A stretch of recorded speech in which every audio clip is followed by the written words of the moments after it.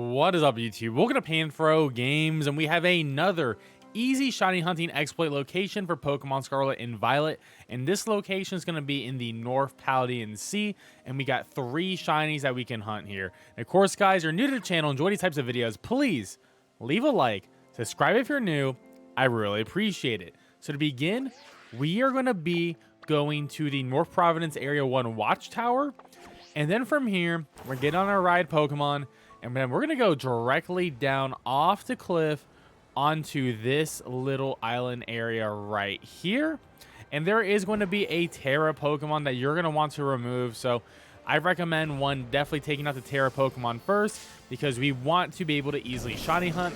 If we don't remove the Terra Pokemon, essentially it's going to take one of the 15 spawns. And that's going to really hurt us when we're trying to farm cluster spawns at this location. So you just definitely want to do this before you actually begin the hunt. Now with the Terra Pokemon defeated, we are actually right in the spot we want to be at. And the best location is going to be as close to the water as you can get, but you also want to get a good view of the Pokemon here. And we're going to see all the Pokemon that we're going to be able to shiny hunt. So one, we're going to want to save our game, which is very important. The reason why we save our game is because if you make a mistake, you don't get a shiny within the 30 minutes, you make a mistake on the sandwich, you can just reload your save, come back like none of it ever happened, so you can save your Herba Mystica. Of course, I'm going to be shiny hunting with a shiny charm, and we're going to use shiny sandwiches to boost our shiny odds here. But you don't have to, of course. So we're going to set up a picnic here, and if you get the message that you can't set up a picnic, that means you're probably too close to the water, so I would recommend moving up a little bit. And now we're going to go for our very first hunt. And the first hunt that I'm going to go for is going to be an ice type hunt. And with an ice type hunt, we're going to be able to get the Avalugg line. So I'm going to use 1 cloth stick and 2 salties, and we can make a quick sandwich for this. Of course, I list 2 different recipes on the screen here. So if you want to go the long way, you can do that with the cucumber and pickle method as well.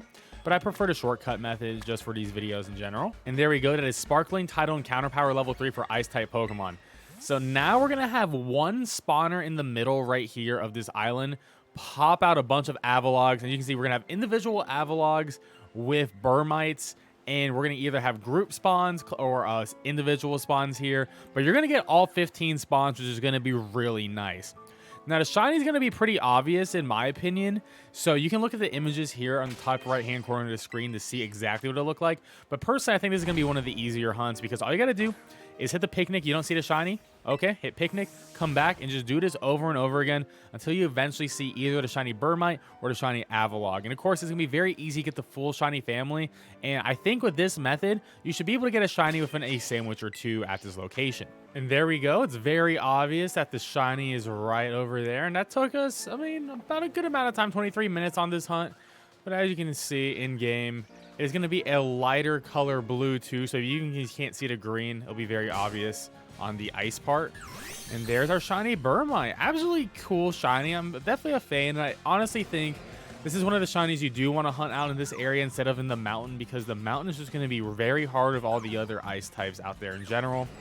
And I'm going to do something very brave and bold. I'm going to use the quick ball. But I got to say, the quick ball actually matches here. The blue and the green matches the ball perfectly. So hopefully we can get it. And there we go, crit catch. And that's our shiny Bergmite. And on to our next shiny hunt. And for our next shiny hunt, we are going to be going for an electric type sandwich. And there's only going to be 1 Pokemon that spawns with this electric type sandwich, which is going to be very ideal.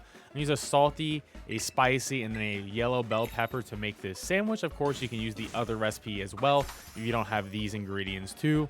And once again, you don't need to put the top bread on your sandwich. You never have to for any sandwiches, so keep that in mind.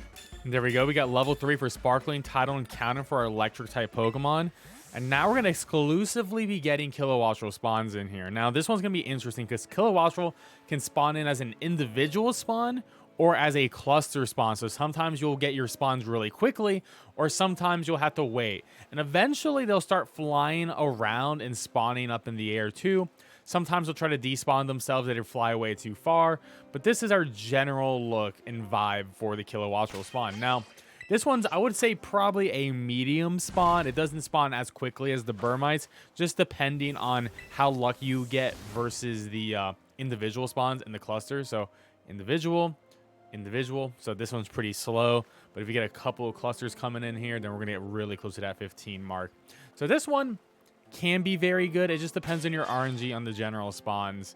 So this one's taking a good minute for the cluster to come in. Let's try it one more time and see if we can get the cluster to show up here. And there we go. And we got a shiny immediately. Okay, well, there we go. Shiny Kilowattrel right there on the immediate cluster spawn. More will keep on coming in too, but there you go. As you can see, the shiny is going to be like red instead of that blackish.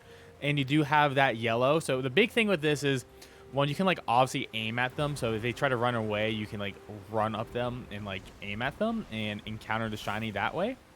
Want to make sure you're actually focusing on it too. And then you can throw the Pokeball at it from a distance. So if they happen to be in the air, you can definitely do that encounter like that. And there you go. That's shiny Kilowattrel. Fast and easy on that one. That was like within like a couple of minutes too. So there we go. And once again, we're going to use a quick ball because how many people will this upset? Because who really should care about the Pokeballs you're using, right? And there we go, easy Kilowattrel. For our last shiny hunt in this location, I'm going to use a cucumber and 2 salties to get a water type sandwich. Now, you can nearly isolate shiny hunt Buizel and Floatzel in this spot, but you'll also get some Pelippers too. But it's not enough Pelippers for it to be a bad hunt for Buizel or Floatzel, and you'll see why in a second. And there you go, level 3 Sparkling for water, tidal, and encounter too. And this is going to be very similar to how the previous hunt worked with the Bergmite and Avalugg. And most of the time, you'll be getting about 10 Buizel Floatzels in the spawn. And then sometimes you'll get like a couple of Pelippers coming in. I've never seen more than like 3 Pelippers. I mean, sometimes you could potentially get 4 in theory. But you're going to get the massive Buizel and Floatzel spawn. So most likely, you'll get those shinies within 30 minutes.